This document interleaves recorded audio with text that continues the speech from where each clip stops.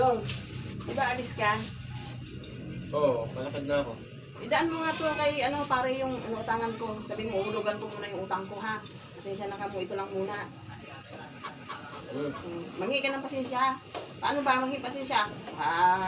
Luko-luko ka naman eh. Sabihin ko ano? Pare, pasensya na. O, ganyan ha.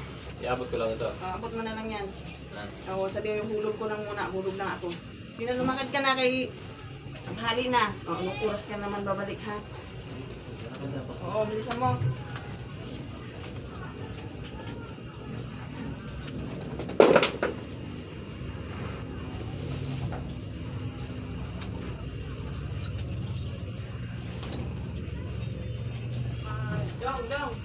Dong.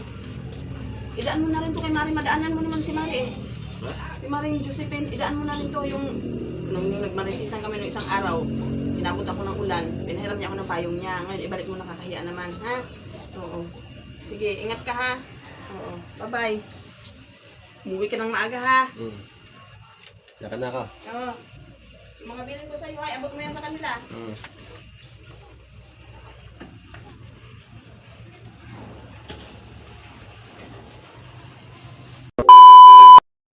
Guys, paalis nga ang asawa ko dyan at tinawag ko siya.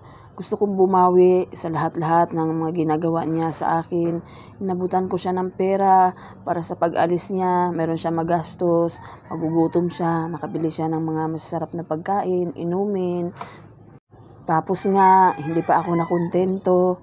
Binigyan ko rin siya ng payong kasi baka maambunan siya, maabutan siya ng ulan. Ayaw na ayaw ko na magkasakit siya. Bumawi talaga ako sa kanya. Kaya ayan naman, tuwang-tuwa siya. Sobra-sobra yung pagpasalamat niya sa akin. Ganun ko kamahal na mahal si Dodong. Inaalagaan ko talaga siya para sa kanyang kalusugan.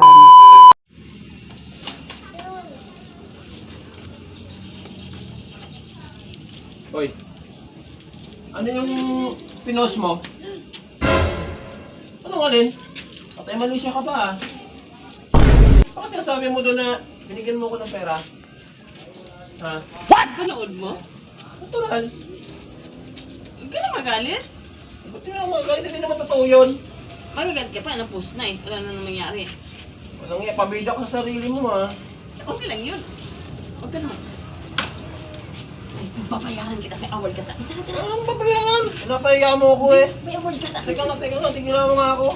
May award ka. Masikat ka, sabihin mo, binigyan mo ko ng pera. Ni minsan hindi mo nga ako binibigyan. Lahat ng sahod ko, binibigay mo. Kasi, Nakapost na. nanghihingi ako sa embeda, sabihin mo sa akin, anong bibilin mo? Napanood na ng 10 tao. Huwag ka na magulo. Tara Hindi na. na nga. Naligo ako ngayon. Tara na. Tusulan mo ako ngayon. Ha?